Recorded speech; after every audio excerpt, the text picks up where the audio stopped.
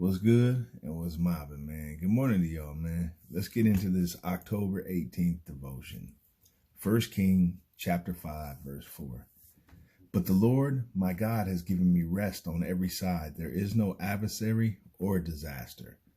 In this moment, we find Solomon reaping the benefits of his father David. He found himself in a position in which he could build a temple in the name of the Lord, in a way that his father couldn't, uninterrupted, undistracted. He found himself without calamity. And in layman's terms, this is because of the acts of his father and the generation before him that didn't have that calamity.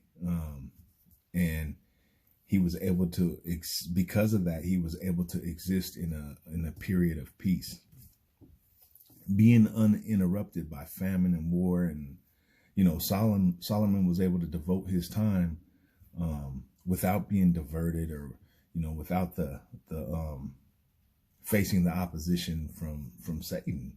And the thinking here is that God removes all calamities and stumbling blocks in front of us, or rather, when he does, we should use that time to unload our efforts to further his kingdom.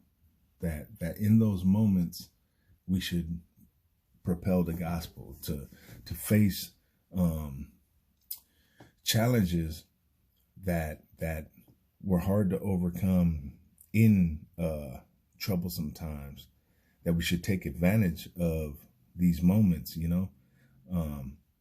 and it makes me think of times when I find myself in similar conditions where, my health is good, my bills are paid, my friends are good friends, and my life is without stress. I got to ask myself, am I using this time to further my walk with him, to further the kingdom? Do I use it to strengthen it? Or do I, when I have those moments, do I kick my feet up in a moment of selfishness?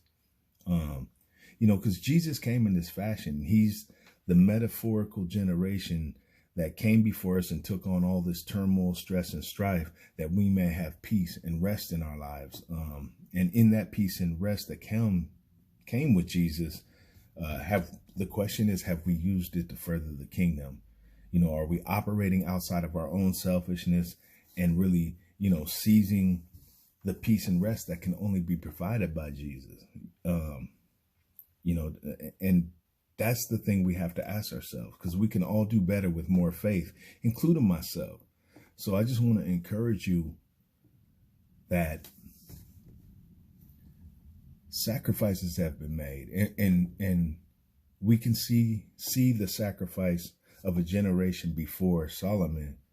And if we're honest, we can see sacrifices that were made from people in our lives to better our circumstances and bring us peace and some security. And then obviously we should be able to see wholly and totally what Jesus did to bring peace and rest into our lives. And so the question is, what are we doing in those moments?